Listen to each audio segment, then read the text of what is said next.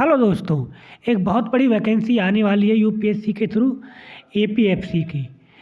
आप देख सकते हैं कि इसके आरटीआई जो नई आरटीआई है हमारे पास, ये है 1/8/2022 की।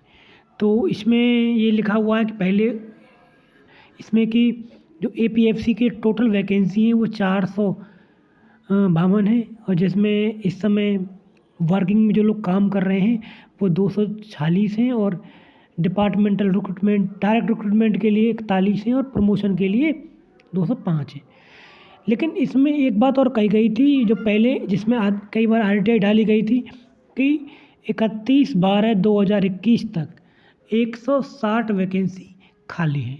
अब कहने का मतलब ये है कि जब यूपीएससी का जो एपीएफसी का नोटिफिकेशन आएगा तो उस समय 160 प्लस आपकी जो वैकेंसी वो उस पर रिक्रूटमेंट आएगा। और यहाँ पर एक बहुत इम्पोर्टेंट सबसे जो चीज़ है वो यही है कि जो रिक्रूटमेंट प्रोसेस जो है वो एपीएफसी कैडर के अंडर प्रोसेस है। तो आप ध्यान से देख सकते हैं इस बात को। लेकिन पहले ऐसा नहीं होता था। आजकल ये नया इस बार ये बताया गया है, जो कि पहले ऐसा नहीं हो रहा था। और ये इसलिए भी ज़रूरी हो रहा है क्योंकि पिछली बार जो वैकेंसी है वो 2015 में निकली थी, और 2022 आने वाला है, 2022 आ चुका है, 23 आने वाला है। तो आप समझ सकते हैं कई साल हो चुके हैं, और 4 साल में तो इसका प्रमोशन हो ही जाता है। कोविड की वजह से ये वैकेंसी नहीं आई थी, नहीं तो पहले इस वैकेंसी की सुन रही थी।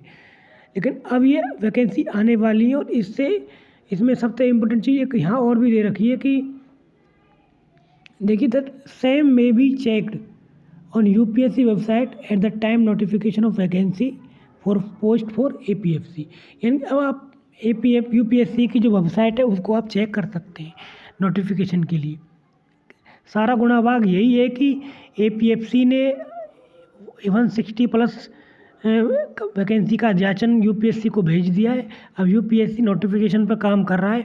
आने वाले 15 से 20 दिनों में आपको यूपीएससी एपीएफसी का नोटिफिकेशन देखने को मिल जाएगा। या तो मोस्ट पॉसिबिलिटी यही है कि अगस्त के एंड तक आपको मिल जाए। अगर अगस्त के एंड तक नहीं आता है तो ये ध्यान रख लेना, सितंबर के फर्स्ट वीक में आने के पूरे चांसेज हैं। इससे संबंधित जो भी कोई खबर होगी हम आपको ज़रूर बताएंगे, क्योंकि ये बहुत इंपॉर्टेंट वैकेंसी है। 5400 ग्रेड पे की है। इसमें वही सारी फैसिलिटी मिलती हैं जो लगभग 1 लाख अफसर को मिलती हैं, और ये 5400 ग्रेड पे की है। तो आप समझ सकते हैं कि सैलरी स्ट्रक्चर बहुत ज़बरदस्त है। इसके अंदर बहुत शानदार जो वैकेंसी है ये। बहुत लोग सालों से इसका इंतज़ार कर रहे हैं, सालों से इसकी प्रिपरेशन कर रहे हैं, लेकिन अब आखिरकार ये देखने को मिल गई है। एज क्राइटेरिया की हम बात कर लेते हैं। 21 से लेके 35 साल तक इसमें आपकी एज होनी चाहिए। ये इसके एज के बारे में लिखा हुआ है। और जो क्वालिफ़िकेशन है, क्वालिफ़िकेशन के लिए इसमें सिर्फ ग्रेजुएशन होना ज़रूरी है किसी भी स्ट्रीम में, चाहे आप बीए हो, बीएससी हो, बीकॉम हो, इंजीनियर हो, कुछ भी हो आप, एनी स्ट्रीम में आपकी ग्रेजुएशन होनी चाहिए। तो यहाँ हम देख सकते हैं कि पहले सिलेबस के बारे में देख लेते हो। सिलेबस बहुत इम्पोर्टेंट है, और हम पेपर के बारे में डिस्कस करेंगे। इसमें सेक्शन ए में कुछ नहीं है, बस यही आता है जनरल इंग्लिश। और सेक्शन बी में जो दे रखा है, सेक्शन बी में अकाउंटिंग और इंडस्ट्रियल रिलेशन, लेबर लॉज और इंश्योरेंस वगैरह है। इसमें बेसिक नॉलेज है कंप्यूटर एप्लीकेशन की और जनरल साइंस। ये ध्यान रख लेना, क्योंकि अभी आपको जैसे देखा होगा, आपने जनरल साइंस के बहुत अच्छे क्वेश्चन पूछे थे ईपीएफओ के एग्ज़ाम में। ई और एओ की जो वैकेंसी आई थी उसमें जनरल साइंस के बहुत अच्छे क्वेश्चन पूछे थे, कंप्यूटर से काफ़ी अच्छे क्वेश्चन पूछे थे। जबकि पिछले साल के हम तुलना करें तो वहाँ पर कंप्यूटर के बहुत ही हलवा क्वेश्चन आए थे। तो आप कंप्यूटर की अच्छे से प्रिपरेशन कर लेना।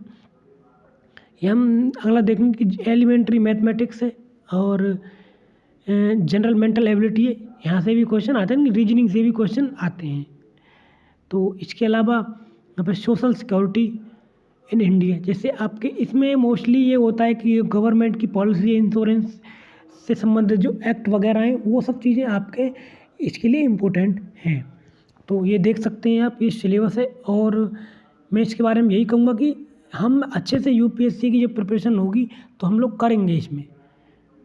तो यहाँ जो इसका पार्ट 1 है, पार्ट 1 को हम देखते हैं। पार्ट 1 में जैसे कि मैंने बोला था आपको, जनरल इंग्लिश है, और ये पार्ट बी है। ये पार्ट बी का वो कुछ भाग था वहाँ पर, ये पार्ट बी का कुछ भाग यहाँ पर है। इंडियन कल्चर यानी कि heritage, freedom movement, culture event and current event, यानी कि जो आपका करंट अफेयर है वो इसमें आ रहा है। अगला यहाँ दे रहा है पॉपुलेशन डेवलपमेंट एंड ग्लोबलाइजेशन, ये जनरल टर्म है, इसमें कुछ इतना है नहीं।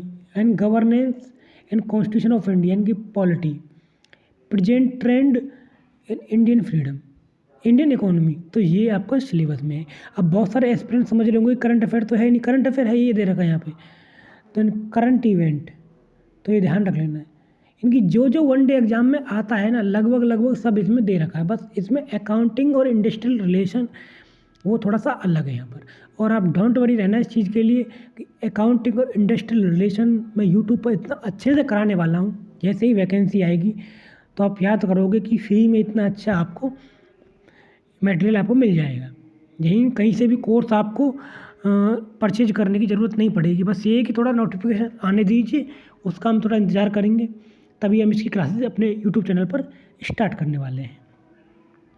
हम अब कट ऑफ के बारे में देख लेते हैं कि पिछले साल कट ऑफ कितनी गई थी, इस बार कट ऑफ कितनी जाने की संभावना है, वो तो भविष्य बताएगा इस बार कट ऑफ का तो, क्योंकि कट ऑफ दो ही चीज़ों पर डिपेंड करती है, नंबर ऑफ़ वैकेंसी और पेपर का पैटर्न कितना है, किस तरीके का रहा है, और एस्पिरेंट, ये भी डिपेंड करता है कि एस्पिरेंट कितने लोगों ने पार्टिसिपेट किया है। तो यहाँ पर हम देखते हैं कि इसमें बताया हुआ सब कुछ आप देख सकते हैं कि जनरल कैटेगरी में जो फाइनल लिस्ट गई थी वो 71 पर गई थी, ओबीसी में 61 पर गई थी, एससी में 24 पर गई थी, और एसटी में 14 पर गई थी। टोटल वैकेंसी थी ये वैकेंसी है, नंबर ऑफ कैंडिडेट वैकेंसी ध्यान रख लेना है, ये इतनी वैकेंसी टोटल 170 वैकेंसी थी।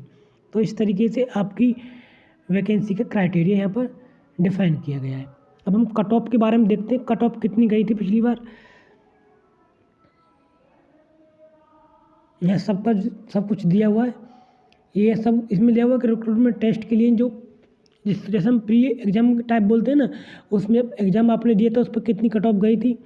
इंटरव्यू 50 मार्क्स का था, इसमें भी क्राइटेरिया था कि जनरल कैटेगरी को 50% नंबर लेके आने, 100 नंबर का इंटरव्यू था, ओबीसी को 45 था, एससी को 40 था, एसटी को 40 था, फिजिकली चैलेंज के लिए कोई क्राइटेरिया नहीं था, ये ध्यान रख लेना।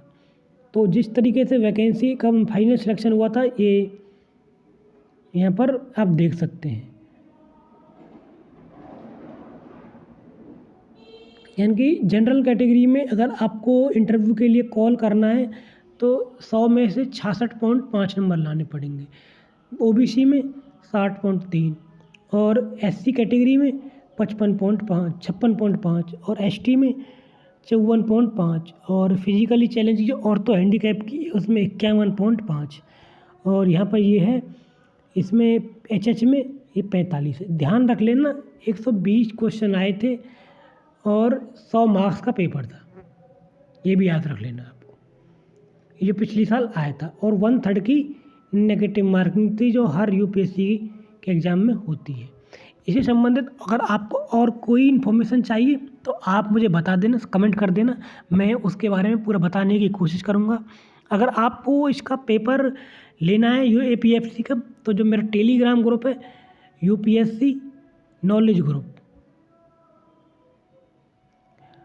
ग्रुप पर, इस पर आप मुझसे मांग सकते हैं, मैं आपको पर्सनली मैसेज करके इसका जो जितने भी सारे प्रीवियस ईयर एग्ज़ाम हुए हैं मैं आपको दे दूँगा, चाहे वो 2002 का हो, चाहे 2004 का हो, और चाहे 2012 का हो, और चाहे 2015 का हो।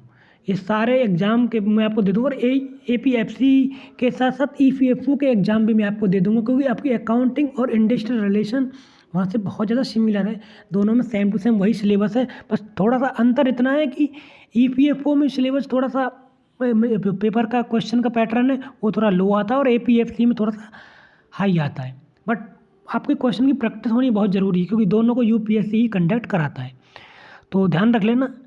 अब ये मैंने इस तरीके से वीडियो बनाया, कट ऑफ के बारे में मैंने आपके सामने डिस्कस कर दिया है। अगर आपको कुछ और जानना है तो प्लीज़ हमारे चैनल को सब्सक्राइब करना।